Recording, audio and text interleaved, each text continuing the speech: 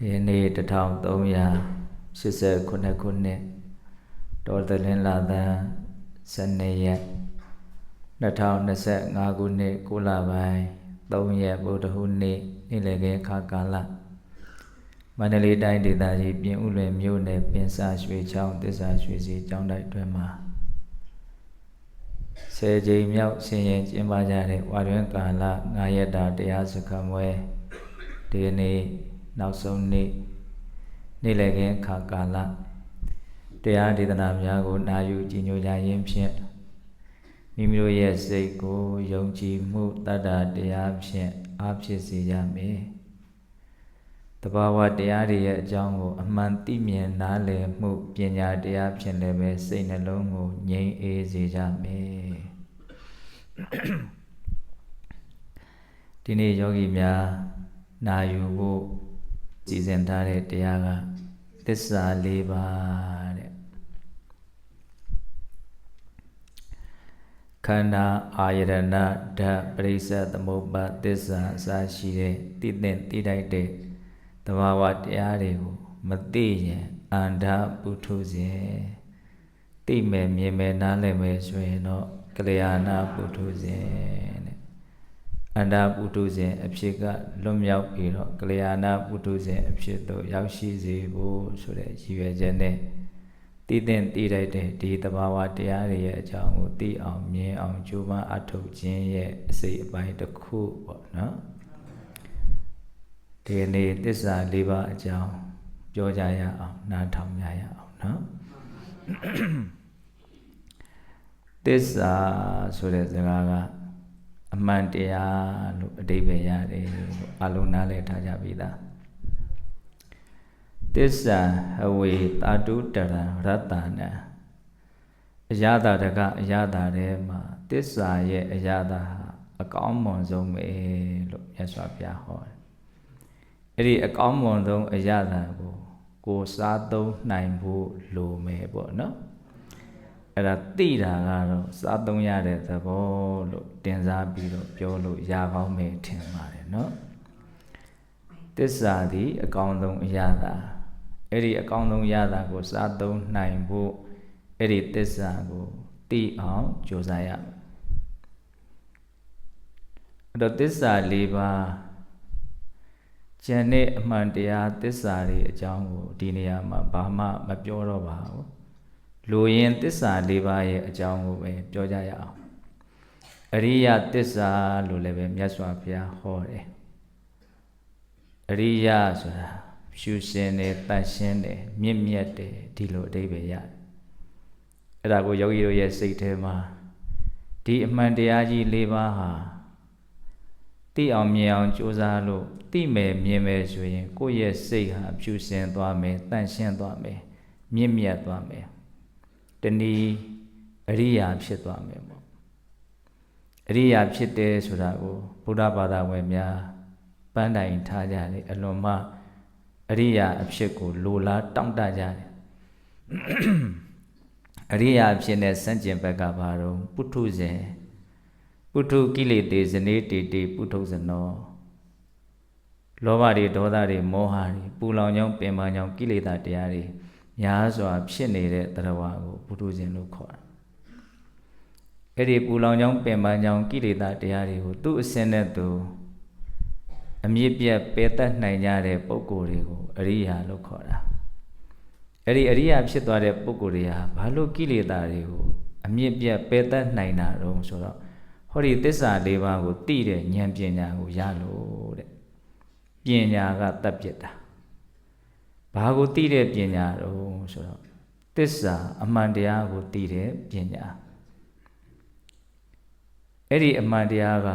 ဘလို့အမှန်တရားတုံးဆိုတော့အရိယသစ္စာ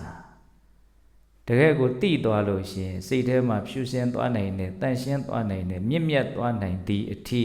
မှန်ကန်တဲ့အမှန်တရား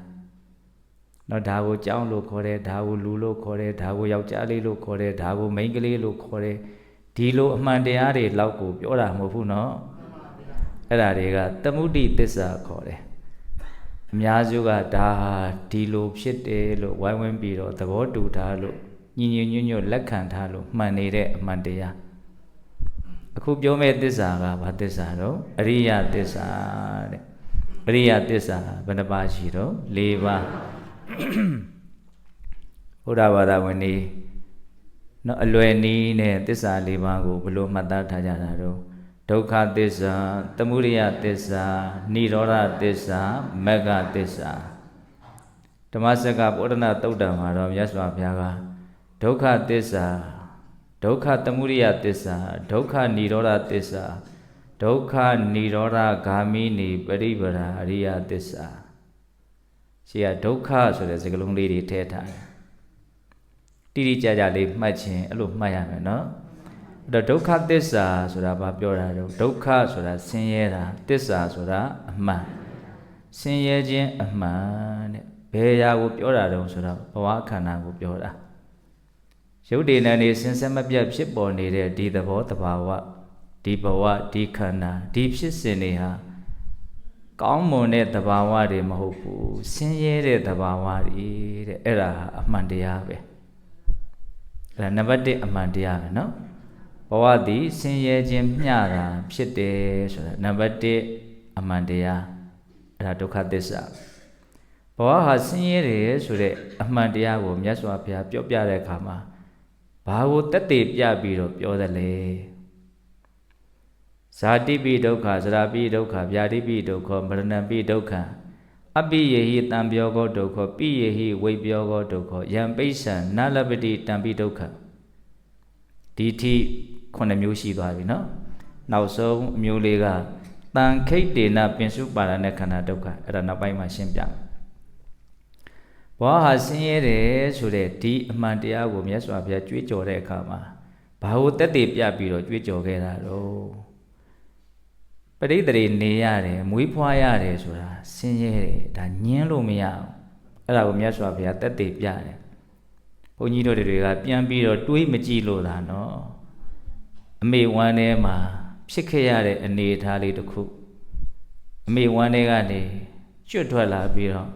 ရက်သားလေးလသားလေးနေခဲ့ရတဲ့အနေအထားလေးတစ်ခုပြန်စဉ်းစားကြည့်ဒါဟာကျင့်တတ်စရာကောင်းတဲ့ကောင်းမွန်တဲ့ဖြစ်ရတစ်ခုမဟုတ်တာသိကြတယ်အမေဝမ်းပိုက်ထဲမှာနေခဲ့ရတာဘာမှမမှတ်မိလို့သာနော်အဲ့ဒီထဲမှာရှိနေတဲ့ကလေးကဘလို့အတွေးတွေနဲ့ဘလို့ခံစားချက်နဲ့ဖြစ်နေတာတော့စိတ်ဝင်စားကြည့်ပါအောင်သူမသိဘူးဆိုရင်တော့ဘေးကသိနိုင်တဲ့လူကအဲ့ဒီနေရာမှာဝင်စားပြီးတော့ကြည်သမ်းမအောင်အဲ့ဒီထဲမှာကိုချင်းစာပြီးတော့ကြည်စမ်းမအောင်အဲ့ဒါကောင်းတဲ့ကိစ္စဖြစ်နိုင်မလားမရှင်းနိုင်ဘူးမိဝမ်းပိုက်ကထွက်ခဲ့ရတယ်မိခင်ရောကလေးရောအလွန်မှပင်ပန်းဆင်းရဲတယ်ငိုကြရတယ်ယိုကြရတယ်အခက်မသိရင်မိခင်ဟာအသက်ပေးရတယ်ဟုတ်တယ်မဟုတ်လားအဲ့ဒါရက်သားလေးလာသားလေးအိယာထဲမှာဘာမှလည်းပြောတတ်ဆိုတတ်တာလည်းမဟုတ်သူလုံးတတ်တာဆိုလို့ငိုတာတခုပဲရှိတာလေမိဘတို့ရဲ့နော်ပြုစုမှုသာမရှိရင်အဲ့ဒီကလေးဟာအညစ်အကြေးထဲမှာပဲတည်ဆုံးသွားမှာပဲဒါကြောင့်မြတ်စွာဘုရားဘဝဟာဆင်းရဲတယ်လို့ပြောတဲ့နေရာမှာဘလို့မှညင်းလို့မရတဲ့ဆင်းရဲကိုအရင်ထောက်ပြတာဒါလူဘဝရဲ့မွေးဖွားတဲ့အနေအထားပေါ့တလိษံလေးတွေမွေးဖွားတဲ့အနေအထားကိုကြည့်ကြည့်ပါလားခွေးလေးတွေကြောင်လေးတွေနော်အကြီးအရွယ်ကြားကနေထွက်လာမြင်ကြည့်ဇာတိပိဒုက္ခဆိုတာကိုအမှတ်တမဲ့မထားနဲ့ပေါ့နော်ကိုယ့်ဘဝရဲ့အစပဲလေ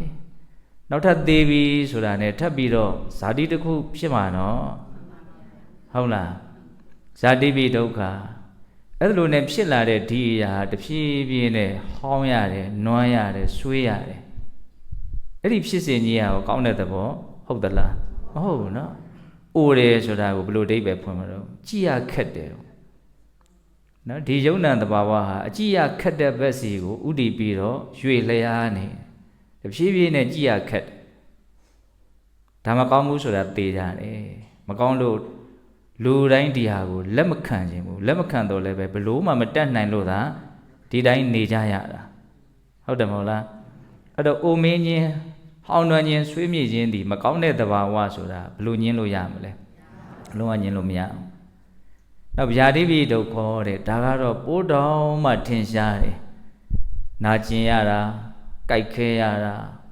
အခက်မသိရင်အော်ရဟေးရသည်အထိအခြေအနေဆိုပြီးတော့အခါရခက်တဲ့ဒီဝေဒနာကြီးနဲ့နော်နာကျင်မှုကိုခံစားရတာဘလို့မှချမ်းသာတဲ့သဘောမဟုတ်တာထင်ရှားတယ်ဆင်းရဲတယ်ပင်ပန်းတယ်ငိုတောင်ငိုရတယ်အဖေကယ်ပါအမေကယ်ပါနဲ့တောင်နှုတ်ကတောင်မြည်တမ်းရတယ်အဲ့ဒါကောင်းသလားအဲ့ဒါကိုတက်တည်ပြရနော်အဲ့ဒါလိုနဲ့ဒီတရားဝါဟာအကြောင်းကုန်တဲ့အချိန်မှာဒီဇက်လန်းတစ်ပုဒ်ဟာရက်ရတယ်မရက်ချင်လို့လည်းမရဘူးတော့သူဘလို့ဇက်လန်းမျိုးပဲကခဲ့ဟုတ်လားဘဝကိုဘလို့ပုံစံကြီးဖြစ်အောင်ပဲတီထောင်ထားတီဆောက်ထားအဲ့ဒါဟာမုတ်ချပြုတ်ပြက်ရတယ်အဲ့ဒီချိန်မှာအဲ့ဒီတရားဝါဟာနော်ဒီသေခြင်းကိုလက်မခံခြင်းပဲနဲ့ပဲလက်ခံရတာသူ့ရဲ့ဒီအတိုင်းဝိုင်းလေးဒီပတ်သက်မှုလေးသူဘယ်ထားခဲ့ခြင်းပဲလေဟုတ်တယ်မို့လားဒါကြောင့်သေခြင်းဆင်းရဲဟာဘဝမှာအကြီးမားဆုံးဆင်းရဲပဲအများစုကတော့အဲ့ဒီအချိန်မှာဘာမှမပြောနိုင်တော့ပါဘူးသူ့စိတ်ထဲမှာဘယ်လောက်လောင်ကျွမ်းနေမလဲဆိုတာကိုကြိုတင်ပြီးတော့စဉ်းစားကြည့်အဲ့ဒါဘဝရဲ့ပုံမှာမမောမှုကြီးလေအဲ့ဒီဆင်းရဲကကြီးလေပဲမစွန့်နိုင်မခွာရဲ့ဖြစ်လေအဲ့ဒီဆင်းရဲကကြီးလေပဲဒါကြောင့်မြတ်စွာဘုရားထောက်ပြတာလေးကိုသတိထားရမယ်နော်မတေးတန်တေအိုနာတေဟုလေးတွေရင်းမြစ်ဒုက္ခဖြစ်၏မချစ်ရှင်တွယ်ချစ်သူကွယ်နေအပိယေဟိတံပြောကောဒုက္ခမချစ်ခင်မနစ်သက်တဲ့မုန်းတဲ့တတ္တဝါတွေနဲ့အတူတွေ့နေရမြင်နေရနေရတာအဲ့ဒါဆင်းရဲတယ်တဲ့နော်အဲ့ဒီဒုက္ခကိုမြတ်စွာဘုရားပြောပြတဲ့အခါမှာသက်ရှိမုန်းဒီယွန်ရှာဆက်ဆုပ်တဲ့လူတွေနဲ့တွေ့ရမြင်ရတာလောက်ကိုပဲပြောတာမဟုတ်ဘူးသက်မဲ့အာယုန်နေကိုမမြင်ကျင်တာမြင်ရတာကိုမကြားကျင်တာကြားရတာအဲ့ဒါတွေအကုန်လုံးကလည်းပဲအဲ့ဒီမချစ်ရှင်တွဲထဲမှာအကျုံးဝင်တယ်မမြင်ကျင်တာကြီးမြင်ရတယ်မကြားကျင်တာကြီးကြားရတယ်အော်နှလုံးနာတယ်စိတ်ထဲမှာခံရခက်တယ်အဲ့ဒါဟာအကောင်လားအဆိုးလားဒါမြတ်စွာဘုရားထောက်ပြနော်ပိုက်ဆံရှိမရှိပညာတတ်မတတ်လူသားတိုင်းဘယ်သူမှဒီဥစ္စာကိုရှောင်လွှဲခွင့်မရှိပါဘူးအကုန်လုံးထိတ်တိုက်တိုးကြရတာကြီးပဲအချစ်ရှင်တွဲချစ်သူကွဲနဲ့နော်ပိယေဟိဝိပြောဘောဒုက္ခနော်ဒီဒုက္ခကလည်းပဲပြင်းထန်တာပဲအဲ့ဒါကိုလည်းမြတ်စွာဘုရားကတက်ရှိချစ်ခင်နှစ်သက်မျက်နှိုးအပ်တဲ့ပုဂ္ဂိုလ်တွေနဲ့ကွဲကွာတာလောက်ကိုပဲပြောတာမဟုတ်ဘူးကိုမြင်ကျင်တာမမြင်ရတာကိုကြားကျင်တာမကြားရတာကိုစားကျင်တာမစားရတာအဲ့ဒါတွေအကုန်လုံးဟာဒီထဲမှာအကျုံးဝင်တယ်နောက်ခုနှစ်ခုမြောက်မြတ်စွာဘုရားတက်တည်ပြတဲ့ဒုက္ခကဘာတော့ယံပိဋ္ဌံနလပတိတံပိဒုက္ခကိုကဒါလေးရခြင်းတယ်အဲ့ဒါမရဘူးအဲ့ဒါစိတ်ထဲမှာဆင်းရဲတယ်ကိုကဒါဖြစ်ခြင်းတယ်အဲ့ဒါကဖြစ်မလာဘူးအဲ့ဒါဘာဖြစ်တော့ဆင်းရဲတယ်လူလောကမှာအဲ့ဒီဒုက္ခနဲ့ပတ်သက်ပြီးတော့လူတွေတော်တော်များများပြောကြပါတယ်ဩဖြစ်ခြင်းတာမဖြစ်ရတာဆင်းရဲလိုက်တာတချို့ဆိုပါဠိလေးတောင်ရတယ်နော်ယံပိဋ္ဌံနလပတိတံပိဒုက္ခအဲ့ဒီယံပိဋ္ဌံနလပတိတံပိဒုက္ခကိုမဟာသတိပဋ္ဌာန်သုတ်တန်ကြီးမှာအသေးစိတ်မြတ်စွာဘုရားရှင်းပြတယ်အဲ့ဒါလေးကိုနည်းနည်းပြောခြင်းတယ်ဘုန်းကြီးတို့နားလည်ထားတာကကိုဖြစ်ခြင်းတာမဖြစ်ဘူးကိုရခြင်းတာမရဘူးဒါဆင်းရဲတယ်လို့ဒီလောက်ပဲနားလည်ထားတာအဲ့ဒါကိုမြတ်စွာဘုရားအသေးစိတ်ဘယ်လိုပြောတာတော့လူတယောက်ကဉာဏ်ရှိလာတယ်ဩဘဝဖြစ်ရတာဆင်းရဲတယ်ဘဝမဖြစ်ရင်မဆင်းရဲဘူးဒါကြောင့်ငါဘဝမဖြစ်ချင်ဘူးလို့အဲ့ဒီအထိသူ့ဉာဏ်က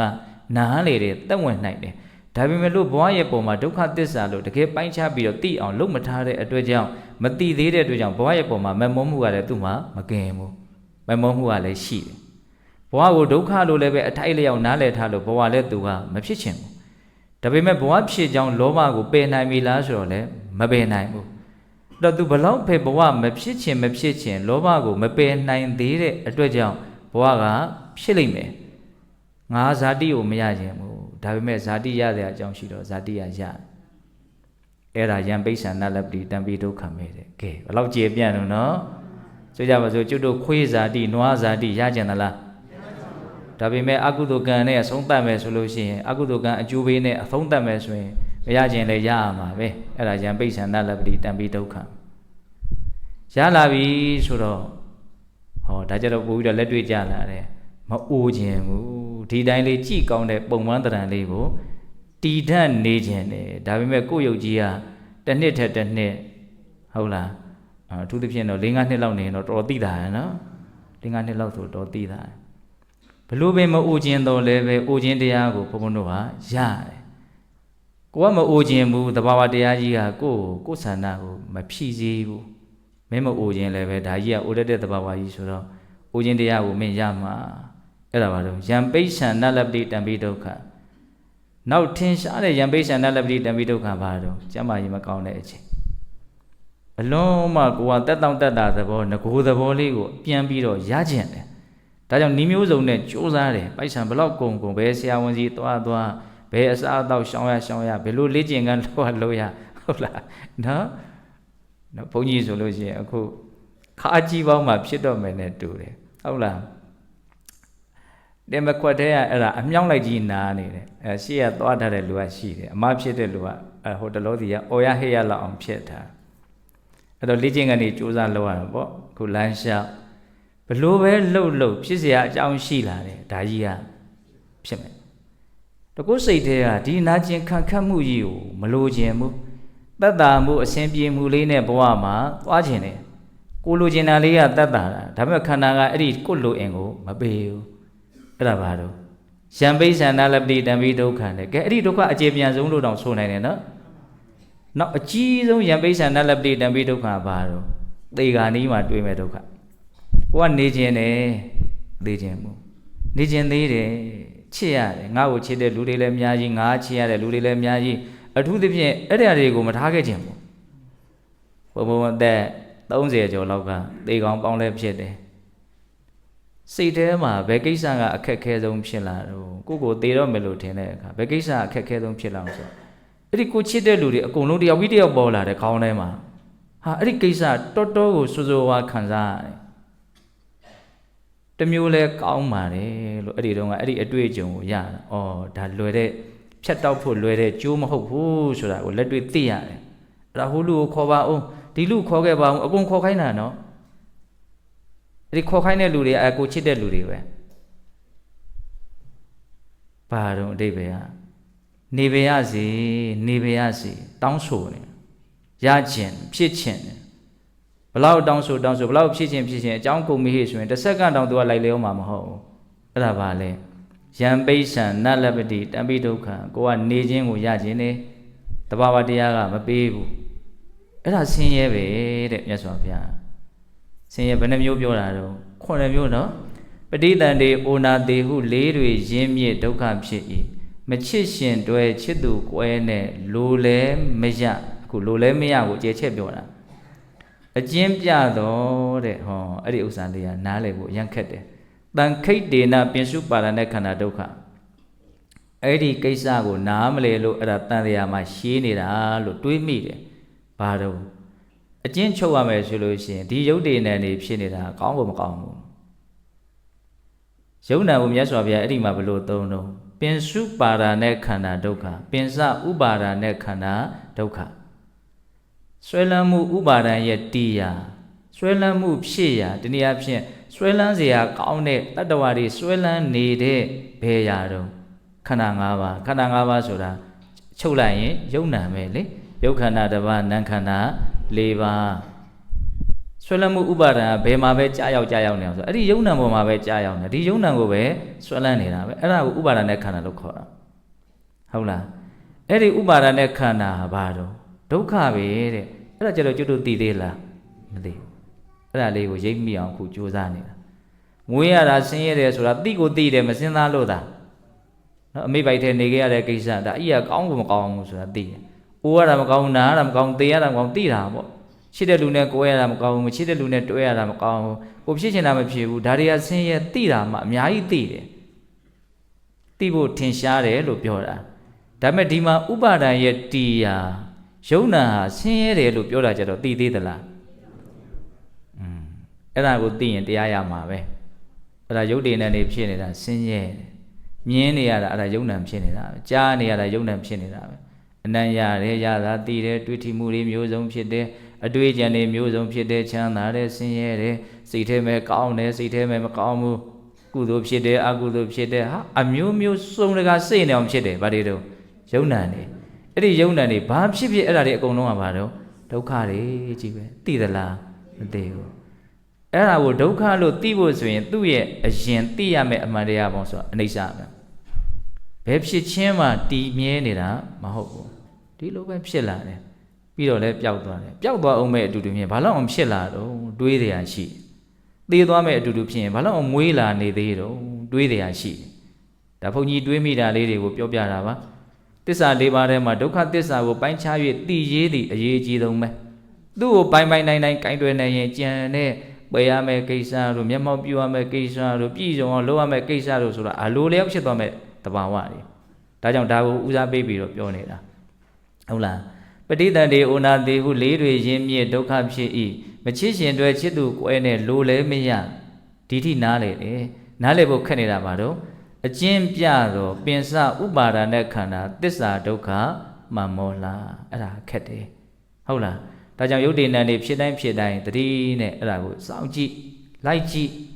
ဟုတ်လားကြည့်ပါများရင်သူတို့ရဲ့အနိစ္စသဘောကိုမြင်မယ်အနိစ္စသဘောကိုမြင်မှများလို့ရှိရင်အချီးနှီးပဲအလကားပဲဘာမှအသုံးမကျတဲ့အရာတွေပဲလို့စိတ်ထဲမှာဒုက္ခသဘောတွေကိုနားလည်လာနိုင်တယ်အဲ့ဒါဆိုလို့ရှိရင်အဲ့ဒီယုံနာကိုမညှိတွေ့တော့ဘူးဆိုရင်စောစောက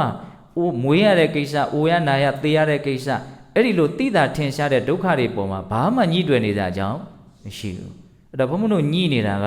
သိတာထင်ရှားတဲ့ဒုက္ခတွေပေါ်မှာညှိနေတာလားမဟုတ်ဘူးနော်ဘဝကိုညှိနေတဲ့ကိစ္စနာရာကြီးပေါ်ညှိသလားမုံလိုက်သမားအဲ့ဒီနာရာကြီးကိုဟုတ်လားဘာပေါ်ညှိနေတော့ဒီတိုင်းသာယာနေရတယ်လို့ထင်ရတဲ့အခြေအနေလေးပေါ်မှာတော့အကြီးအကျယ်ကိုညှိနေတယ်ဗျာအဲ့ဒါဘုန်းကြီးကတခါလေးစဉ်းစားတယ်ကိုယ့်ဟာကိုယ်ပေါ့လေအိယာထဲမှာဘာယောဂမှမရှိတဲ့အချိန်ဆိုဘဝသာယာလှရည်လားဟုတ်လားဘာယောဂမှမရှိဘူးကြည့်လိုက်ရင်ဒုက္ခဝေဒနာပဲတွေ့တယ်ဒါလေးကိုစိတ်ကညှိနေတာနဲ့တူတယ်လက်တွေ့ကြစဉ်းစားကြည့်တာနော်ယောဂီတို့အဲ့ဒါစဉ်းစားကြည့်ဟုတ်လားအဲ့ဒါကိုဒုက္ခလို့မြင်ဖို့ဆိုတာလွယ်မလားမလွယ်ဘူးအဲ့ဒါကိုဒုက္ခလို့မြင်ရင်ဘာလို့ရမှာတော့အနိစ္စကိုမြင်အောင်ဖိကြည့်အဲ့ဒါနံပါတ်1အမှန်တရားအကြောင်းပြောနေတာကျန်တာတွေတော့အကျဉ်းပြောတော့ပါဘူးဟုတ်လားအဲ့တော့အချိုးမြိန်ဆုံးအရသာလို့ဆိုတဲ့အမှန်တရားနံပါတ်1ဘဝခန္ဓာဖြစ်နေရခြင်းသည်ဆင်းရဲခြင်းမျှတာဖြစ်တယ်ဆိုတဲ့အမှန်တရားဘာလို့ရမယ့်အမှန်တရားလဲလို့မင်းပိုင်းခြားသိရမယ့်အမှန်တရားနောက်ဒုတိယအမှန်တရားကဘာတော့သမုဒယသစ္စာမြတ်စွာဘုရားအပြည့်စုံမလို့ဟောတာတော့ဒုက္ခသမုဒယသစ္စာဒုက္ခဆိုတဲ့စကားလုံးပါဒုက္ခဆိုတာဆင်းရဲတာသမုဒယဆိုတာဖြစ်ခြင်းရဲ့အကြောင်းသစ္စာဆိုတာအမှန်ဆင်းရဲဖြစ်ခြင်းရဲ့အကြောင်းတရားအမှန်ဘယ်သူကိုပြောတာတော့ဘယ်သူဟာဆင်းရဲဖြစ်ခြင်းရဲ့အကြောင်းတရားအမှန်လဲဆိုတော့လောဘကိုပြောတာပါတဲ့ဟုတ်လားလောဘကိုပြောတာတဲ့အဲ့ဒါမြတ်စွာဘုရားဘယ်လိုအဓိပ္ပာယ်ဖွင့်ပြတော့ယာယံတဏ္ဏပောနောဘဝိကနန္ဒီရာကသဟကတတတတဘိနန္နိနိတေယရိတံကာမတဏ္ဏဘဝတဏ္ဏဝိဘဝတဏ္ဏတဏ္ဏ၃မျိုးကာမတဏ္ဏဘဝတဏ္ဏဝိဘဝတဏ္ဏအဲ့ဒီတဏ္ဏ၃မျိုးဟာဘလို့အစွမ်းတတိရှိတယ်လေပောနောဘဝိကဘဝတစ်ကိုတဖန်ဖြစ်စေတတ်တဲ့အစွမ်းတတိရှိတယ်နန္ဒီရာကသဟကတနှစ်သက်ခြင်းစွဲမဲ့ခြင်းနဲ့တကွဖြစ်တယ်နန္ဒီဆိုတာနှစ်သက်တာရာဂဆိုတာစွဲမဲ့တာနန္ဒီရာဂသဟကတလောဘဖြစ်ရင်ဘလို့ဖြစ်တာတော့နှစ်သက်ခြင်းစွဲမဲ့ခြင်းနဲ့တကွဖြစ်တယ်တတရဘိနန္နိနိရောက်ရဘဝရရအာယုံမှာပျော်မွေ့နေတတ်တဲ့သဘောလေးရှိတယ်ဒီလောဘလေးအဲ့ဒါကြောင့်တန်တရားထဲမှာကြာတာပြင်းတယ်လို့မရှိဘူးနော်ခွေးရလဲခွေးဘဝခွေးပျော်တယ်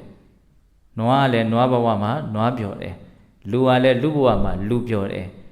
လူစိတ်နဲ့ခွေးဘဝကိုသွားမကြည့်လိုက်နဲ့အဲ့ဒါဆိုရင်တော့ပြင်းမှာပေါ့ဒါကြောင့်ဒီပြောတော့ခွေးဖြစ်ခြင်းမူဗျာနွားမဖြစ်တိရစ္ဆာန်ဖြစ်ခြင်းမူဘာလို့မဖြစ်ခြင်းမူလို့ပြောအောင်ဆိုတော့တိရစ္ဆာန်စိတ်နဲ့တွေးတာမှမဟုတ်တာကိုတိရစ္ဆာန်တွေကတိရစ္ဆာန်မဖြစ်ခြင်းမူလို့ရှိမလားစဉ်းစားကြည့်နော်အဲ့ဒါဖြစ်ပြီဆိုရင်တော့ပျော်သွားတော့မှာပဲသူကလည်းဟုတ်လားဘယ်သူကလှည့်စားလိုက်တောင်ဆိုဒီလောဘကပဲလှည့်စားလိုက်တာဒါကြောင့်မြတ်စွာဘုရားလောဘရဲ့သဘာဝလေးကိုသူက၃မျိုးပြောတာအဲ့ဒါလေးတွေကိုစွဲနေအောင်မှတ်ရမယ်နားလည်မှုရှိရမယ်လောဘသည်ဘဝတည်းကိုဖြစ်စေတယ်နှစ်သက်ခြင်းစွဲမဲ့ခြင်းနဲ့တကွာဖြစ်တယ်ရောက်ရဘဝရရအာယုံမှာပျော်တတ်တဲ့သဘောလည်းရှိတယ်အဲ့ဒီလောဘသည်ပင်လည်းဒုက္ခဖြစ်ခြင်းရဲ့အကြောင်းတရားပဲဒါအမှန်တရားပဲတဲ့ဒုက္ခဖြစ်ခြင်းရဲ့အကြောင်းတရားလောဘပဲလောဘကြောင့်ဒုက္ခဖြစ်တာတော့လောဘကြောင့်ဒုက္ခဖြစ်တယ်ဆိုတဲ့ဒုတိယအမှန်တရားကိုအပေါ်ယံလည်းသိရမယ်နည်းနည်းဆိုင်လည်းသိရမယ်အပေါ်ယံဘယ်လိုသိရမလဲ လောဘကြီးတဲ့လူဆင်းရဲတာပဲလောဘကြီးရအောင်လုပ်လေအလကားရတာမှမဟုတ်တာအလုတ်ဆိုတဲ့အဖိုးအခါကိုပေးရသမြဲပဲမင်းတွေးရမယ်ပြောရမယ်လုပ်ရမယ်ဟုတ်လားအဲ့ဒါလို့ဆိုရင်ဒါပင်ပန်းဆင်းရဲမှုနဲ့နော်အစပြိုးလိုက်ရတာပေါ့ရလာပြီဆိုတော့အနိစ္စမျိုးဖြစ်တဲ့တွင်ပြက်သွားပြန်ရောပြက်သွားပြီဆိုတော့လူချင်းလို့မှရှားထားတဲ့လူပြက်ပြီဆိုရင်ဘာဖြစ်ပြီတော့လောင်ပြီပေါ့ဟောလောဘကြီးကြီးသလောက်ဆင်းရဲရမယ်ဆိုတော့အဲ့ဒါကိုပြောတာဟုတ်လားဒါကအပေါ်ယံကိုပြောတာနော်နက်နဲသိရမယ်ဆိုတာဘာတော့ဆိုတော့ပေါ်နောဘဝိကာဆိုတဲ့စကားလုံးကိုထောက်ပြီးတော့သိရမယ်ဘုန်းကြီးတို့အခုဒုက္ခတွေဖြစ်နေတာတွေအကုန်လုံးဟာဘဝအပေါ်မှာမှီးပြီးတော့ပဲဖြစ်နေတာပြောရရင်ဘဝဖြစ်လို့ဖြစ်နေတာဘုန်းကြီးတို့ကြောက်တဲ့ဒုက္ခတွေအကုန်လုံးဟာဘဝပေါ်မှာပဲဖြစ်နေတာဟုတ်တယ်မဟုတ်လားဘဝဖြစ်ရင်အဲ့ဒီဒုက္ခရှောင်လို့ကိုမရဘူးအဲ့တော့အဓိပ္ပာယ်ကဘာလို့ဆိုတော့ဘဝဖြစ်ခြင်းဒီပင်လျင်ကိုမကြိုက်တဲ့ကိုကြောက်တဲ့ဒုက္ခတွေပါတွဲပြီးတော့ပါလာခြင်းဖြစ်နေတယ်ကိုကကြိုက်တော့မကြိုက်ဘူးအထူးသဖြင့်နာတာသေတာကိုမကြိုက်ဘူးကိုရှင်းရတာစီစင်းရတော့မကြိုက်ဘူးသို့တော့ကိုမကြိုက်တော့လည်းပဲကိုကဒီပြင်တခြားအရာကိုကြိုက်ထားလို့ရထားတဲ့ဒီဘဝသည်ကိုမကြိုက်တဲ့ကိုကြောက်တဲ့အရာတွေအပြည့်ပါနေတယ်ဘယ်လိုလုပ်မလို့ကိုကြောက်တဲ့ဒုက္ခတွေကိုမကြိုက်တဲ့ဒုက္ခတွေဟာကိုကြိုက်တဲ့ဘဝထဲမှာကိုဖြစ်နေတာအဲ့တော့ဒီဘဝကိုမစွန့်နိုင်ဘူးဆိုရင်တော့ဒုက္ခပါတစ်ခါတည်းတွဲပြီးတော့ယူရမှာပဲဟုတ်ပြီနော်အဲ့လိုဆိုရင်ကြိုးစားပြီးတော့ပြောနေတာဘာလဲဘဝမချုပ်ရင်ဒုက္ခမချုပ်ဘူးဘဝဖြစ်တဲ့မြတ်ဒုက္ခဖြစ်နေမယ်ဒါပဲအဲ့လိုဆိုရင်ဘဝကဘယ်သူကဖြစ်စေအောင်ဆိုဘဝကိုလောဘဖြစ်စေတာပဲဒါကြောင့်မို့လို့လောဘကိုဒုက္ခရဲ့အကြောင်းလို့ပြောတာဘဝကဘာကြောင့်ဖြစ်တာတော့လောဘကြောင့်ဖြစ်တယ်နော်လောဘကြောင့်ဘဝဖြစ်တယ်ဘဝဖြစ်ပြီဆိုရင်ဒုက္ခတွေပါဖြစ်တော့တာပဲအဲ့ဒါကြောင့်မလို့လောဘကိုဒုက္ခဖြစ်ခြင်းရဲ့အကြောင်းတရားဒါတွေကအလွန်ကိုကျွမ်းကျင်စိတ်ထဲမှာပို့ပြီးတော့တနေ့တနေ့ရှင်းတဲ့ရှင်းလင်းတဲ့လင်းအောင်ကိုတွေးတောရမယ်ကြံစီရမယ်ပြောဆိုရမယ်ရသော်ဘုရားပြောတယ်နော်မင်းတို့စိတ်ကလေးတွေမတွေးပဲနေမှာမဟုတ်ဘူးရှောက်တွေးနေမှာကြံစီနေမှာစဉ်းစားနေမှာဒီပညာတွေရှောက်မတွေးနဲ့မကြံစီနဲ့သစ္စာ၄ပါးနဲ့ပတ်သက်ပြီးတော့တွေးကြကြံစီကြအဲ့ဒါဟာနော်လွတ်မြောက်ခြင်းရဲ့အကြောင်းတရားငြိမ်းအေးခြင်းရဲ့အကြောင်းတရားသူဒုက္ခသူ့မှာငြိမ်းစေမှာကျန်တဲ့အတွေးတွေအကြံတွေကဒုက္ခပွားစေမဲ့အတွေးအကြံတွေကြီးပဲဟောမတွေးပဲမနေနိုင်လို့တွေးမယ်ဆိုရင်ဘာတွေးရမလဲသစ္စာ၄ပါးတွေးမင်းတို့နှုတ်ကလေးတွေမပြောဘဲနေမှာမဟုတ်ဘူးတွတ်ပြောနေတာဘယ်နှနာရီလောက်ဇက်တိုင်းမပြောဘဲနေတော့အဋိဋ္ဌံမှာဆိုလို့တယောက်မှဒိဋ္ဌံမတူပါဘူးငါဒီတရားစကားပွဲဘယ်နှစ်ရက်စကားမပြောဘဲနဲ့နေမယ်လို့အဋိဋ္ဌံမစုဒိဋ္ဌံတော့ပြောပါအောင်အဲ့ဒါမပြောဘဲနေမှာမဟုတ်ဘူးပြောမှာပြောလို့ရှိရင်ဒီပြင်စကားတွေမပြောနဲ့ဒီပြင်စကားတွေကညီငွေဖို့အတွက်မဖြစ်ဘူးလွတ်မြောက်ဖို့အတွက်မဖြစ်ဘူးဒုက္ခငြိမ်းဖို့အတွက်မဖြစ်ဘူးဒုက္ခများဖို့အတွက်ပဲဖြစ်လိမ့်မယ်ဒါကြောင့်ပြောခြင်းနဲ့ဆိုရင်သစ္စာ၄ပါးနဲ့ပတ်သက်တာကိုပဲပြောဘုရားတော့အဲ့လောက်ထိဖြစ်စေခြင်းလားနော်ဘာပြောတာတော့ဘုန်းကြီးကအဲ့လောက်ထိမြတ်စွာဘုရားကျွမ်းကျင်စေခြင်းလားဒီဟာကိုအာယုံစိုက်စေခြင်းလားနော်ဒါကြောင့်နံပါတ်1အမှန်တရားပါလေဘဝကိုဖြစ်စေတတ်တဲ့လောဘသည်ဒုက္ခကိုဖြစ်စေတတ်တဲ့အရာဖြစ်နေတယ်ဟောဆိုဘဝဖြစ်လို့ဒုက္ခဖြစ်ရတာ哦အဓိကနားလေရမှာအဲ့ဒီစကားလုံးဘဝဖြစ်လို့ဒုက္ခဖြစ်ရတာအဲ့ဒါကိုအေးအေးဆေးဆေးစဉ်းစားကိုယ့်ရဲ့ဉာဏ်ကိုတကယ်ကိုတဖြည်းဖြည်းနဲ့မြင့်မားလာအောင်ကြီးမားလာအောင်တဖြည်းဖြည်းနဲ့လှုပ်စိတ်အလုပ်ကိုလှုပ်တွေးကြည့်အကုန်လုံးတွေးကြည့်နော်အမှန်တရားဆိုတော့ तू ကနော်အလုပ်လုပ်ပြီးတော့ကြည့်လိုက်တွေးကြည့်လိုက်ရင်မပေါ်ဘူးဆိုတာမရှိဘူး तू တကယ်ဖြစ်နေတဲ့တရားဟုတ်လားဟုတ်တယ်ဒုက္ခတွေအကုန်လုံးဟာဘဝပေါ်မှာပဲမှီတီးပြီးတော့ဖြစ်နေတာအဲ့ဒီဒုက္ခတွေရဲ့နော်တကယ်တီးရမှီရဒီဘဝကြီးကဘာကြောင့်ဖြစ်တာလဲလောဘကြောင့်ဖြစ်တာဒါကြောင့်လောဘသည်ဒုက္ခဖြစ်ခြင်းရဲ့အကြောင်းတရားဒုတိယအမှန်တရားအဲ့လိုဆိုရင်တတိယအမှန်တရားဘာတော့နိရောဓသစ္စာရသော်ဘုရားတော့အပြည့်စုံဘလို့ဟောတာတော့ဒုက္ခနိရောဓအရိယသစ္စာဒုက္ခဆိုတာဆင်းရဲတာနိရောဓဆိုတာချုပ်ငြိမ်းတာဆင်းရဲချုပ်ခြင်းအမှန်ဘယ်သူကိုပြောတာတော့ဆိုတော့နိဗ္ဗာန်ကိုပြောတာအဲ့ဒီနိဗ္ဗာန်ကိုကြတော့မြတ်စွာဘုရားဘလို့အဓိပ္ပာယ်ဖွင့်တော့ယောတတယေဝတနာယအတ္တိတဝိရာဂနိရောဓသာဂောပဋိနိဒကောမုဒ္ဒိအနာလေယောဒီပါဠိတော်လေးတွေကိုဓမ္မစကြာတပုတ်လုံးမရွတ်တော့မှဒီသစ္စာလေးပါးရဲ့အဓိပ္ပာယ်ပွင့်ကလေးကိုကျွမ်းကျင်အောင်လေ့လာပြီးတော့ရွတ်ဆိုရင်အလွန်အကျိုးရှိမယ်ယောတတယေဝတနာယအတ္တိတဝိရာဂနိရောဓနော်အကျဉ်လောဘရဲ့အကျွင်းမဲ့ချုပ်ငြိမ်းရာ လောဘကိုစွန့်လို့ရအကျွမ်းမဲ့စွန့်လို့ရအာလျာပြတ်စွန့်လို့ရဒီသဘာဝတရားရှိတယ်အငြိမ့်တဲ့နိဗ္ဗာန်ဆိုတဲ့အသင်္ခတတ္တဟာရှိတယ်အဲ့ဒါဘာလို့ဆိုတော့ဒုက္ခនិရောဓသစ္စာဒုက္ခငြိမ်းရတော့နိဗ္ဗာန်ကိုမြတ်စွာဘုရားလောဘကုံရာလို့ပြောတယ်နော်လောဘကုံရာသည်အဲ့ဒါနိဗ္ဗာန်ပဲဒါကိုနားလည်ဖို့ဆိုလို့ရှိရင်သူ့ကိုဓာတ်ရိုက်ကြံစီစဉ်းစားတာကိုနောက်မှလုပ်အောင်ဘုဇုအကြောင်းကိုယင်နားလည်အောင်လုပ်အောင်မလို့ရှေ့ကဒုက္ခသစ္စာအကြောင်းကိုယင်နားလည်အောင်လုပ်ဒုက္ခသစ္စာအကြောင်းကိုနားလည်လေးလေးဒုက္ခသစ္စာအပေါ်မှာနားမလည်လို့ဖြစ်နေတဲ့သမုဒယသစ္စာနည်းလေးလေးသမုဒယသစ္စာတဏှာလောဘနည်းလေးလေးတဏှာလောဘမရှိခြင်းသည်နိဗ္ဗာန်ဆိုတာကိုသဘောပေါက်လေးလေးဖြစ်သွားလိမ့်မယ်အဲ့ဒီနဲ့သွားရမှာနော်ဒါကြောင့်ပထမဒုက္ခသစ္စာကိုပဲဦးစားပေးပြီးတော့ပြောနေတာဘုန်းကြီးကနောက်ဆုံး၄ခုမြောက်သစ္စာပါတယ်တော့မဂ္ဂသစ္စာတဲ့ဒုက္ခនិရောဓဂ ामि နိပရိပဒါအရိယသစ္စာဒုက္ခဆင်းရဲတာនិရောဓဆိုတာချုပ်ငြိမ်းတာဆင်းရဲမှုချုပ်ငြိမ်းတာနော်အဲ့ဒီဆင်းရဲချုပ်ငြိမ်းရာကိုနော်ဒုက္ခនិရောဓဂ ामि နိပရိပဒါဆိုတော့ရောက်စေတတ်တဲ့အကျင့်လမ်းစဉ်လမ်းကြောင်းအဲ့ဒီလမ်းကြောင်းကိုရှောက်လို့ရှိရင်အဲ့ဒီဒုက္ခငြိမ်းရသည်ကိုဆက်ရောက်သွားလိမ့်မယ်အဲ့ဒီလမ်းကြောင်းကဘယ်လမ်းကြောင်းလဲဆိုတော့မဂ္ဂင်၈ပါးတဲ့တမာဒိဋ္ဌိတမာသင်္ကပ္ပလို့ဆိုတဲ့မှန်ကန်တဲ့အမြင်မှန်ကန်တဲ့အတွေးအကြံတမာဝါစာတမာကမ္မန္တတမာအာဇီဝလို့ဆိုတဲ့မှန်ကန်တဲ့စကားမှန်ကန်တဲ့အပြုမူမှန်ကန်တဲ့အသက်မွေးဝမ်းကြောင်းမှုတမာဝါယမတမာတတိတမာသမာဓိလို့ဆိုတဲ့မှန်ကန်တဲ့အထုံမှုမှန်ကန်တဲ့အောက်မေ့မှုမှန်ကန်တဲ့တည်ကြည်မှုပညာမဂ္ဂင်2ပါးသီလမဂ္ဂင်3ပါးတမာတိမဂ္ဂင်3ပါးအဲ့ဒီမဂ္ဂင်8ပါးအင်္ဂါ8ပါးနဲ့ဖွဲ့စည်းတည်ဆောက်ထားတဲ့ဒီအစုအဝေးလေးဟာလမ်းလေးတစ်မျိုးပဲလမ်းလို့တင်စားပြောတယ်လမ်းဆိုရင်သူတဏှာရာကိုရောက်စေမှာကြီးပဲဘယ်လမ်းဖြစ်ဖြစ်တဏှာရာကိုတော့ရောက်သွားစေလိမ့်မယ်အခုဒီလမ်းကတော့ဘယ်ကိုရောက်မှာဆိုတော့ဒုက္ခនិရောဓစီကိုရောက်မယ်ဟောဒါဒုက္ခនិရောဓဒုက္ခတစ်လုံးကိုကင်ထားနော်ဒုက္ခတစ်လုံးကိုကင်ထားနော်ဆင်းရဲတာကဘဝအဲ့ဒီဘဝဘာကြောင့်ဖြစ်တယ်လဲလောဘကြောင့်ဖြစ်တယ်အဲ့ဒါဒုက္ခသမုဒယအဲ့ဒီဒုက္ခချုပ်ရာဒုက္ခនិရောဓအဲ့ဒီဒုက္ခချုပ်ရာဒီကိုရောက်စေတဲ့လမ်းဒုက္ခនិရောဓဂ ामि နိပရိပဒါတော့ဘုန်းကြီးတို့တစ်လုံးနဲ့နားလည်ထားတဲ့နာကအရင်ကျွမ်းကျင်ကျင်နားလည်ထားတဲ့နာကဒုက္ခတစ်လုံးပဲအဲ့ဒီဒုက္ခကိုနားလည်လို့ရှိရင်ဒုက္ခချုပ်ချင်မှာပဲသူကဒုက္ခချုပ်ချင်လို့ရှိရင်ဒုက္ခဖြစ်ခြင်းရဲ့အကြောင်းကိုသူကပယ်ဖို့ကြိုးစားတော့မှာသူက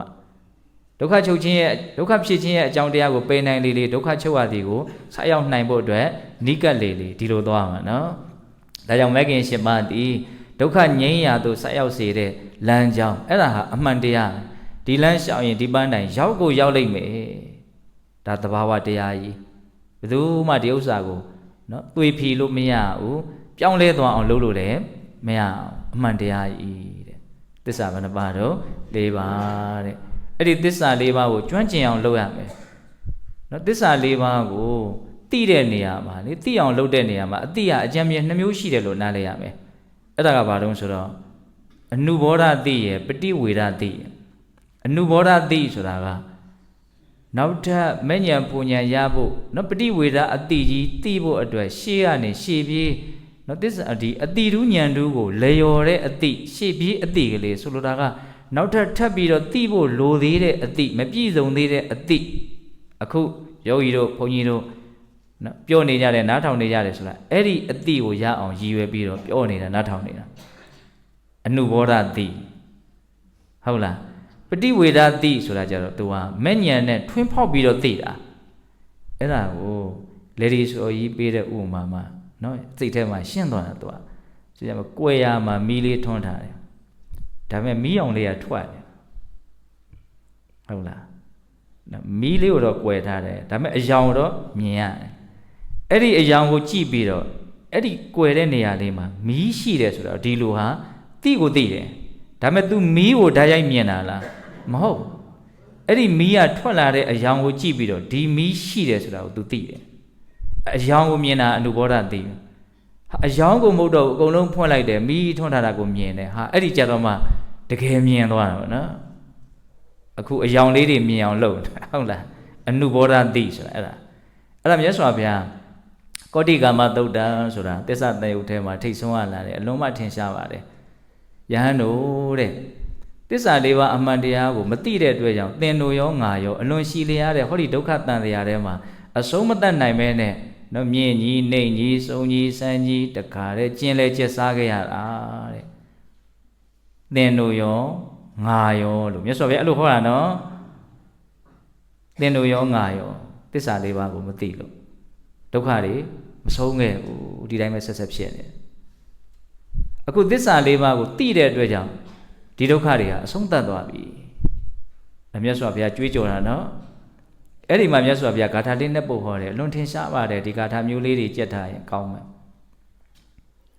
စတုဏရိယသစ္စာနဲ့ယထာဘူတံအတ္တတနာတန်တိတံဒီဃမတ္တနံတာတုတာသွေဝဇာတိတုတာနိဧတာနိဒိဋ္ဌာနိဘဝနိဋ္ဌိတမုဟတာဥစ္စိဏံမူလံဒုက္ခတနတ္ထိတာနိပုဏ္ဏဘဝတဲ့နော်စတုဏအရိယသစ္စာနဲ့ယထာဘူတံအတ္တတနာ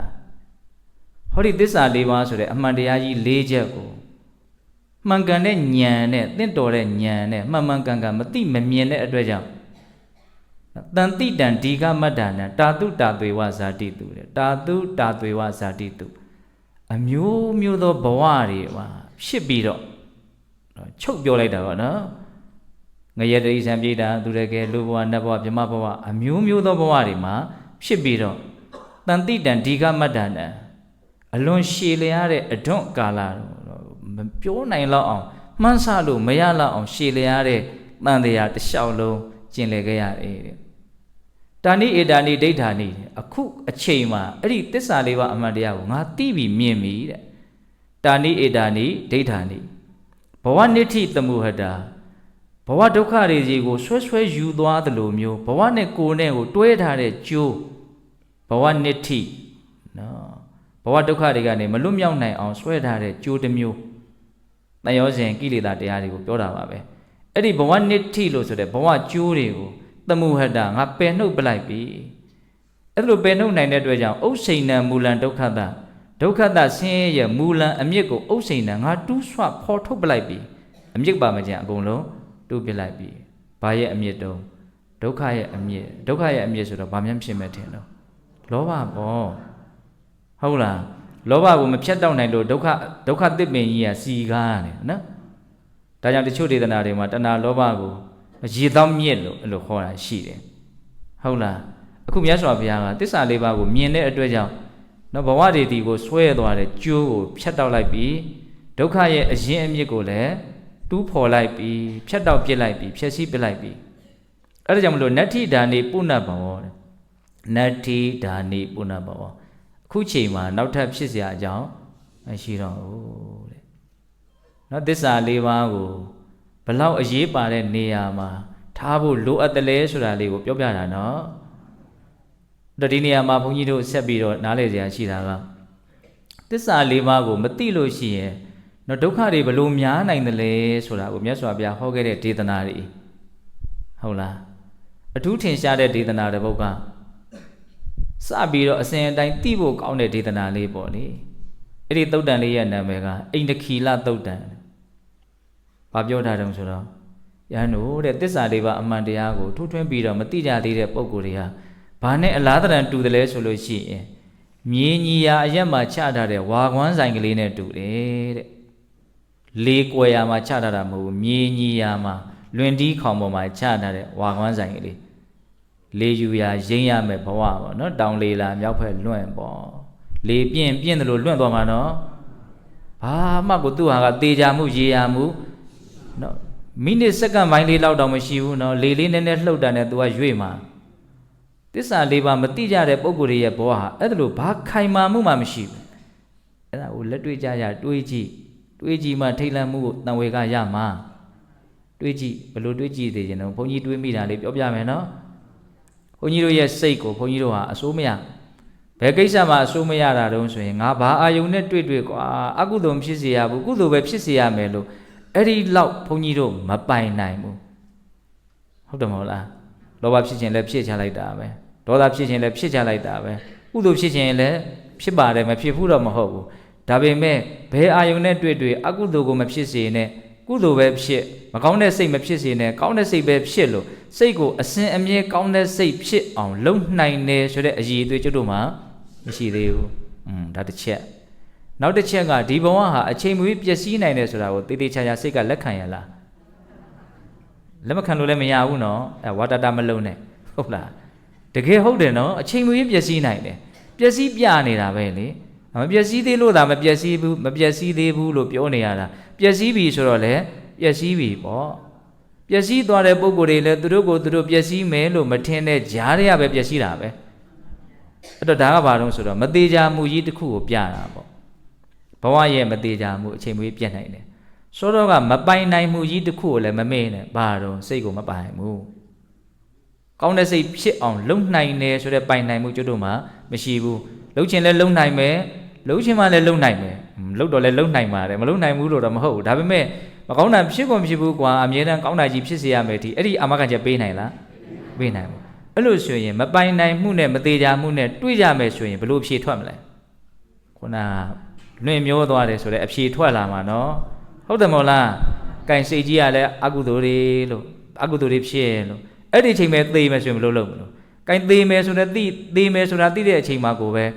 ကိုယ်စိတ်ကိုမနိုင်လို့ကောင်းတဲ့စိတ်လေးနဲ့ကိုကတော့သေဖို့ကြိုးစားတာပဲဒါပေမဲ့လောဘဒေါသတွေကအာကြီးပြီးတော့မောဟတွေကအာကြီးပြီးတော့ဘဝပေါ်မှာနော်တွေ့တာမဲ့မောမှုတွေအာကြီးပြီးတော့ဟာတခါတည်းစိတ်တိုင်းမကြမှုအလိုမကြမှုတွေနဲ့မြန်သေခြင်းကိုရင်ဆိုင်ရမှာဆိုဘလို့လုပ်မလို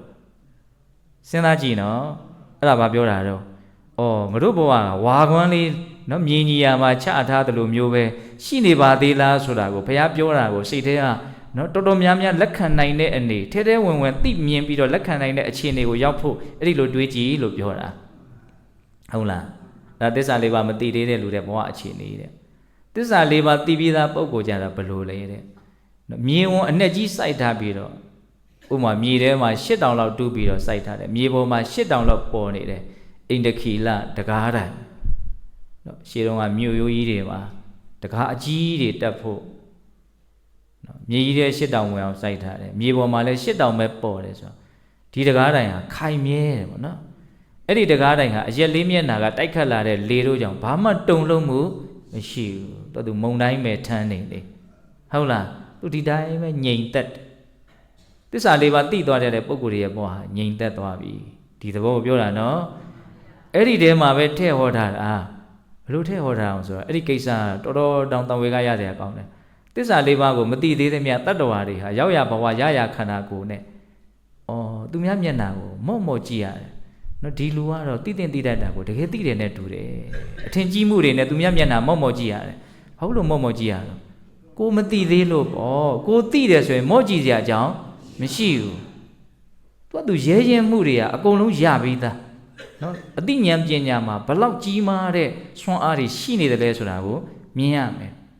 ဘယ်သူမှကြောက်တယ်ဆိုတာလည်းရှိမှာမဟုတ်သစ္စာလေးပါးကိုသာတကယ်သိထင်ကြီးစရာလည်းမရှိဘူးထင်သေးတယ်မသိဘူးဘယ်သူတွေဘာလာပြောနေနေအကုန်နားလေတယ်ဒီကိစ္စသဘောပေါက်ရလားအဲ့လိုပြောတာနော်ဒါကြောင့်ဤရှင်ဒီတိတဲ့တိတိုက်တာကိုတိလေရောင်တကားဆိုပြီးတော့သူတို့ဘာမျက်နှာကိုမော့ကြည့်ရတယ်တဲ့အဲ့ဒီအသုံးနှုန်းနဲ့မြတ်စွာဘုရားဟောတာအကယ်၍သစ္စာလေးပါးသိသွားမယ်ဆိုရင်အဲ့ဒီအခြေအနေစိုးကဘာဖြစ်သွားမှာတော့လွတ်မြောက်သွားမယ်သစ္စာလေးပါးကိုသိစေခြင်းလို့မြတ်စွာဘုရားအဲ့ဒါလိုတွေအများကြီးဟောတာသုတ်တန်တပုတ်ဆိုလို့ရှိရင်စဉ်းစားရကောင်းတယ်ဒုတ်တစ်ချောင်းကိုတဲ့အပေါ်အားနဲ့မြှောက်လိုက်မယ်ဒီတို့ဟာအရင်ကလည်းကြာရင်ကြာမယ်အဖျားကလည်းကြာရင်ကြာမယ်ဘာမှမသိကြသစ္စာလေးပါးမသိသေးတဲ့ပုဂ္ဂိုလ်တွေရဲ့ဘဝဟာလည်းအဲ့ဒီတိုင်းပဲသိဆုံးပြီးတာနဲ့သူဟာကောင်းတဲ့ဘဝရောက်ချင်လဲရောက်မယ်မကောင်းတဲ့ဘဝရောက်ချင်လဲရောက်မယ်ဘာမှသူဟာအဆိုးတရားမရှိဘူးဝိနိပါတိကဘေးလို့လည်းခေါ်တာပေါ့မသေးကြမရေရမှုဘေးစိတ်ကိုယ်ကမသေးကြသေးလို့ဒီသဘောကိုပြောတာနော်တဘဝကိုဒုက္ခသစ္စာလို့မြင်အောင်ကြည့်တဲ့နေရာမှာကြိုးမအထုတ်တဲ့နေရာမှာဒီအချက်ကလေးကိုလည်းဘုံဘုံကတော့တွဲပြီးတော့ကြည့်စေခြင်းတယ်ပဋိသန္ဓေဩနာတေဟုလေးတွေချင်းမြေဒုက္ခဖြစ်မချစ်ရှင်တွဲချစ်သူကွဲနဲ့လိုလဲမရအချင်းပြတော့ပြင်စဥပါဒณะခန္ဓာသစ္စာဒုက္ခမှမောလနော်ယုံနာဟာဒုက္ခလို့မမြင်သေးခင်မှာဒီယုံနာတွေဟာအမျိုးမျိုးဖြစ်နိုင်တာပဲဆိုတဲ့အခုဘဝအမျိုးမျိုးဖြစ်နိုင်တာပဲဆိုတာကိုတွေးကြည့်ခြင်းအပြင်လည်းပဲဘဝရဲ့ပေါ်မှာထိတ်လန့်မှုနော်တန်ဝေကကိုရအောင်ကြိုးပမ်းတဲ့နေပေါ့ဟုတ်လားဒါမြတ်စွာဘုရားကသစ္စာလေးပါးကိုသိစေခြင်းလို့နော်တိုက်တွန်းခဲ့တဲ့အကြောင်းပြချက်တွေပေါ့ တချို့ဒေသနာတွေကြတော့လည်းပဲမြတ်စွာဘုရားကသူစိတ်ထဲမှာအများကြီးမြင်ထားတာဖြစ်တဲ့အတွက်ကြောင့်မသိမမြင်တဲ့ပုံကိုယ်တွေရဲ့စိတ်ထဲမှာတော့အော်ဒီစကားတွေကတော့လွန်ကျွံကြီးပြောထားတာလို့ထင်ကောင်းထင်စရာရှိတယ်ပေါ့ကိုယ့်အတိကဘလို့မှရှင်လို့မှမရတာကိုအမြတ်စွာဘုရားသစ္စာလေးပါးသိဖို့အတွက်ဘယ်လောက်ထိတိုက်တွန်းတော့ဒီသုတ်တန်ဆိုရင်ဗုဒ္ဓဘာသာဝင်တွေအလုံးနီးကြာဘူးနာဝရှိပြီးသားသုတ်တန်ပေါ့တတိတတသုတ်တန်နော်မနေ့ခင်းမှာလှမ်းအချက်တရာနဲ့ကိုယ်ကိုနှိပ်စက်မယ်နော်အခုတချို့အပြစ်ပေးကြတာတွေကြမ်းကြမ်းထန်ထန်ရှိတယ်လေ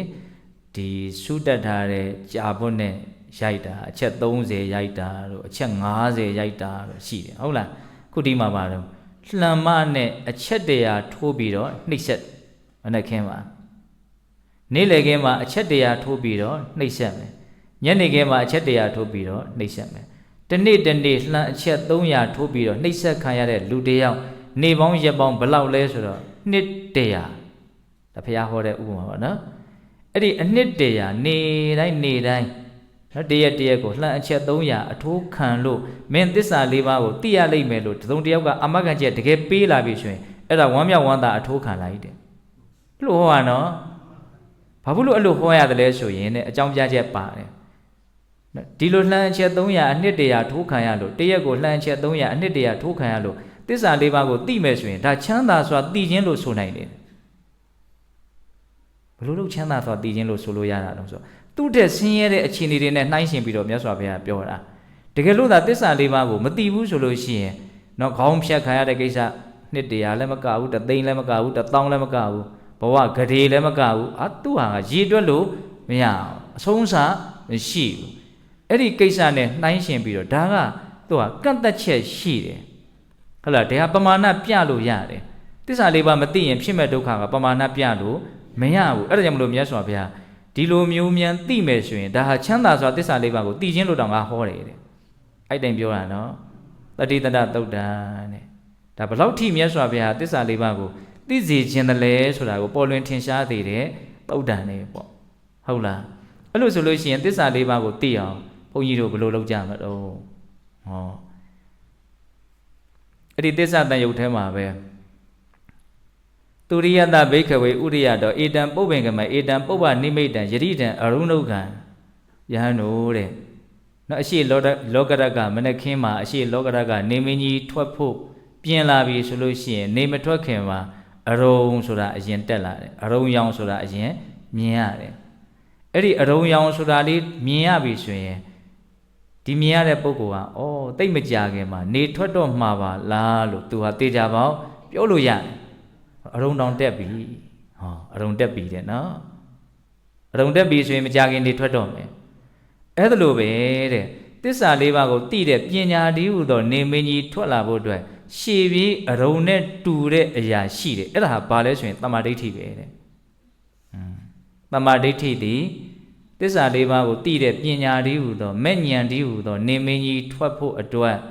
ရှေ့ပြေးမြင်ရတဲ့အယောင်နဲ့တူတယ်အရုံရောင်နဲ့တူတယ်ဆိုလိုတာကတမ္မာဒိဋ္ဌိဖြစ်ပြီဆိုရင်မကြခင်မှာဒီလူဟာမဲ့ဉာဏ်ပူညာရတော့မယ်လို့ပြောလို့ရမယ်အဲ့ဒီတုတ်တံမှာဓာတ်ရိုက်ပြောထားတာတော့တမ္မာဒိဋ္ဌိဆိုတာဘာလဲတမ္မာဒိဋ္ဌိကိုအဓိပ္ပာယ်အများကြီးဖွင့်ဆိုတာထဲမှာမြတ်စွာဘုရားကိုယ်တော်တိုင်ဖွင့်ဆိုတဲ့တမ္မာဒိဋ္ဌိအဓိပ္ပာယ်ကအထူးသဖြင့်အဖွင့်များတာကတော့သစ္စာ4ပါးကိုသိတာတမ္မာဒိဋ္ဌိလို့ဖွင့်တယ်ဝိဇ္ဇာကိုလည်းအဲ့လိုပဲအဓိပ္ပာယ်ဖွင့်တယ်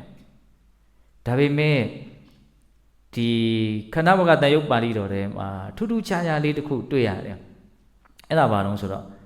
မမြဲသည်သာလင်ဖြစ်သောရုပ်အစုဝေးကိုမမြဲဘူးလို့သိရင်အဲ့ဒါကိုတမ္မာဒိဋ္ဌိလို့မှတ်လေလို့အတိအကျဟောတယ်အဲ့ဒါဝိပဿနာတမ္မာဒိဋ္ဌိပဲအဲ့ဒီတမ္မာဒိဋ္ဌိကိုရည်ရွယ်တာစောသောကနော်ဒုက္ခဉာဏ်နဲ့ဒုက္ခသမုဒယဉာဏ်နဲ့ဆင်းရဲကိုသိတယ်ဆင်းရဲဖြစ်ကြောင်းကိုသိတယ်သစ္စာ4ပါးကိုသိတယ်ဆိုတဲ့တမ္မာဒိဋ္ဌိဟာသူကမဲ့ဉာဏ်ရတဲ့အဆင့်မဲ့ဉာဏ်အဆင့်ရောက်နေတဲ့တမ္မာဒိဋ္ဌိကိုရည်ရွယ်ပြီးတော့မြတ်စွာဘုရားဖွင့်ဆိုတာလို့ဘုန်းကြီးကအဲ့လိုထင်တယ်ပေါ့နော်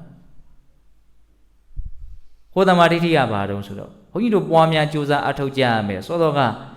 မဲ့ဉာဏ်ဒီဟူသောနေမင်းကြီးရဲ့ရှေ့တော်ပြေအရုံရောင်နဲ့တူတဲ့တမ္မာဒိဋ္ဌိဆိုတာအဲ့ဒီတမ္မာဒိဋ္ဌိဖြစ်မယ်ပေါ့ယုံနံတို့ရဲ့အနေစာနော်ဖြစ်ပေါ်လာပြီးတဲ့နောက်ပျောက်ကွယ်သွားတဲ့သဘောတဘာဝကိုပြီးပြီးပြင်းပြင်းကြီးကြီးလင်းလင်းပြက်ပြက်သားသားသိတဲ့မြင်တဲ့ဝိပဿနာဉာဏ် အဲ့ဒါကိုအဲ့ဒီတုတ်တံမှာဘာလို့နာမည်တက်တော့တမာဒိဋ္ဌိလို့နာမည်တက်တယ်ဟုတ်လားအဲ့တော့ကိုဒါနော်အားရှိဖို့ဒီလိုဒေသနာမျိုးလေးတွေကိုလည်းပဲယုံကြည်မှုနဲ့မှတ်သားထားရမယ်ပေါ့နော်ငါသဘာဝတရားတွေရဲ့အကြောင်းကိုဘယ်လောက်ထိသိတယ်လဲနော်အဲ့ဒါတတိပဋ္ဌာန်ဤပညာကိုအသုံးပြုပြီးတော့အ ਨੇ ဆုံးတော့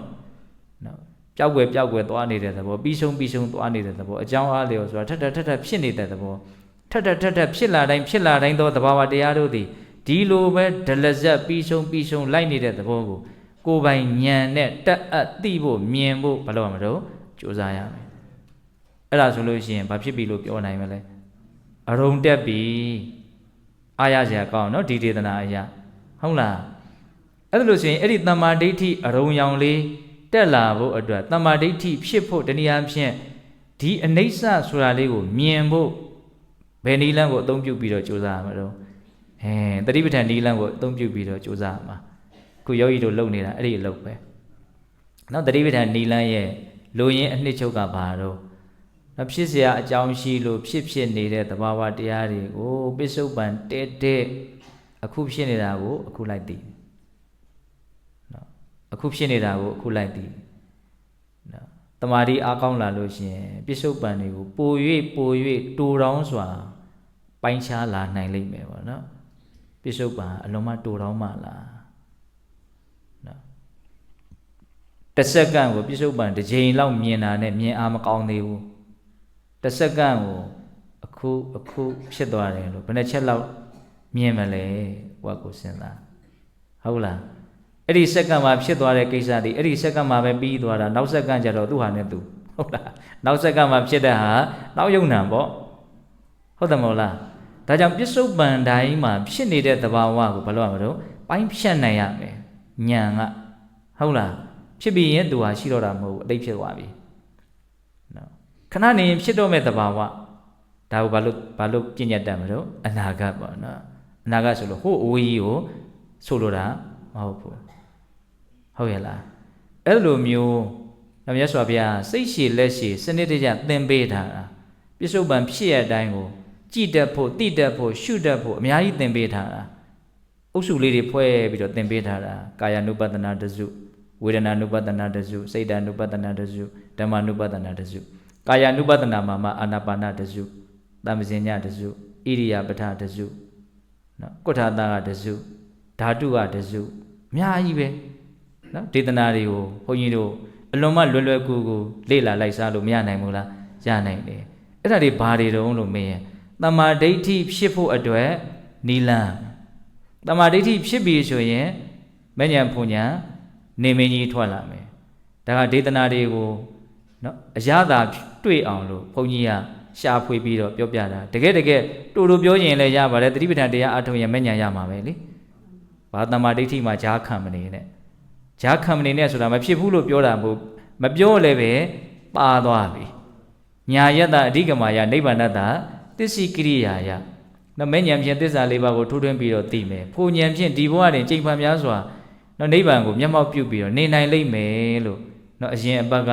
အများကြီးပြောခဲ့ဘူးလားပြောရနော်ဒီတစ်ပတ်အလုပ်ပေးတရားမှာလည်းပဲအဲ့ဒါကိုပြောတာပါပဲဟုတ်လားဘလို့ရည်ရွယ်ချက်နဲ့ပြောတာကိုမှတ်မိသေးလားမသိဘူးလွန်ခဲ့တဲ့9ရက်ကပြောခဲ့တာသတိပဋ္ဌာန်တရားအထုံးရရှိမဲ့အကျိုးကျေးဇူး9မျိုးကိုစဉ်းစားတဲ့အခါမှာ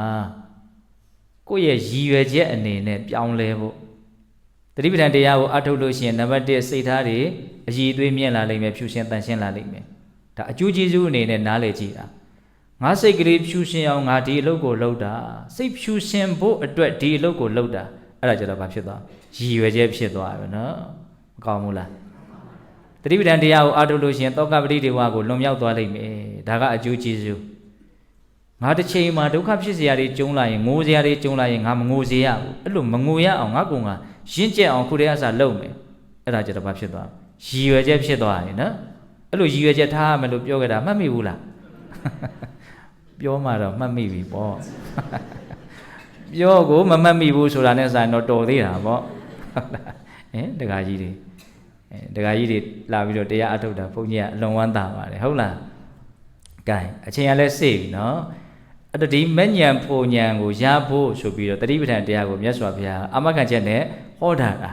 ကြောင့်သစ္စာ၄ပါးကိုသိတဲ့ဉာဏ်ကိုရခြင်းဘာလို့ရမလို့တတိပဋ္ဌာန်တရားကိုပွားကြရမယ်ဒီသဘောကိုပြောတာနော်အဲ့ဒါကိုပို့ပြီးတော့အသေးစိတ်ကလေးနားလည်မှုကလေးကျဲပြန့်ဖို့အတွက်ဘာလေးပါခံပြီးတော့ပြောလိုက်တာတော့တမ္မာဒိဋ္ဌိတမ္မာဒိဋ္ဌိအရုံရောင်လာမယ်ဆိုလို့ရှိရင်သစ္စာ၄ပါးကိုသိတဲ့ပညာတည်းဟူသောနေမင်းဟာမကြခင်ထွက်လိမ့်မယ်ဒါတတိပဋ္ဌာန်တရားပွားတာကိုဝိပဿနာတမ္မာဒိဋ္ဌိလောက်ရတဲ့အဆင့်ထိပွားတတ်ပြီးကိုလျှောက်တဲ့လမ်းလေးကိုအဲ့လောက်တော့ချောချောမွေ့မွေ့လျှောက်တတ်ပြီးဆိုရင်တော်တော်ကျဉ်းတဲ့ဆရာကောင်းတယ်လို့ဘုန်းကြီးကမြင်တယ်နော်9ရက်တာစူးစမ်းခဲ့တာအဲ့လောက်လေးတော့ရအောင်လုပ်သင့်တယ်ပေါ့နော်တကယ်လို့မရဘူးဆိုလို့ရှိရင်လည်းပဲစိတ်ဓာတ်မကြပါနဲ့ဒါဟာလွယ်ကူတဲ့လုပ်ငန်းတစ်ခုမဟုတ်ဘူးလွယ်ကူဘူးဆိုတာကလုပ်ငန်းကိုကြည့်ပြီးတော့ကြီးပြောတာတော့လည်းမဟုတ်ပါဘူးတတ္တဝါတွေရဲ့စိတ်ဆိုတာကအမျိုးမျိုးဖြစ်ခဲ့ကြတာလေဟုတ်လားဒီလုပ်ငန်းနဲ့ဆန့်ကျင်ဘက်ဒီအခြေအနေနဲ့ဆန့်ကျင်ဘက်မှာပဲပျော်မွေ့ခဲ့တာနစ်မြုပ်ခဲ့တာနစ်မျောခဲ့တာပြန်ပြီးတော့ဒီဘက်ကိုယုံကံဖို့ဆိုတာကဟိုဘက်မှာဘလောက်နစ်မျောခဲ့တယ်လဲဆိုတာပေါ်မှာဝုတိနေသေးတယ်တချို့ကအများကြီးမှားခဲ့တယ်အများကြီးနစ်မုန်းခဲ့တယ်ဆိုတော့စိတ်အခြေအနေတွေရှိနိုင်တယ်ပေါ့ဒါဘုန်းကြီးကမှန်းကြည့်တာပေါ့နော်အဲ့လိုဆိုလို့ရှိရင် तू အများကြီး तू ကြိုးစားမှအရာထင်မယ်အဲ့ဒါတဦးချင်းတယောက်ချင်းစီရဲ့ဒီအနုတ္တယအထူပါဒါဖះမှာသိနိုင်မဲ့ကိစ္စပါနော်ဒါဆိုးတဲ့ဘက်မှာသတ္တဝါတွေဟာတယောက်နဲ့တယောက်မတူပါဘူးဒါကြောင့်သူလှုပ်တိုင်းဖြစ်လို့ကိုလှုပ်တိုင်းဖြစ်ချင်မှဖြစ်မယ်သူကဒီလောက်လှုပ်တာနဲ့ဖြစ်ပြီမလို့ကိုကဒီလောက်လှုပ်တာနဲ့ဖြစ်ချင်မှဖြစ်မယ်ဒါပေမဲ့မဖြစ်အောင်လုပ်မယ်သူကတစ်ချက်သားလှုပ်လို့ဖြစ်တယ်ဆိုရင်ငါက10ဘိုးလုံးမှဖြစ်မှာဆို10ဘိုးလုံးမယ်ဒီလိုမျိုးတော့ဘာလို့မလို့သွားရမယ်ပေါ့မကောင်းတဲ့ဓာတ်ခံတွေအနုတ္တယအထူပါကိုမသိနိုင်တယ်လို့တစ်ဖက်ကပါရမီအနုယင့်ကိုလည်းမသိနိုင်ကြပြန်ဘူးတချို့ကတော်တော်ကြီးကိုရင့်ကျက်နေကြပြီပေါ့နော်တချို့တော်တော်ကြီးကိုပဲနုနယ်နေသေးတယ်ပေါ့အဲ့တော့ကိုက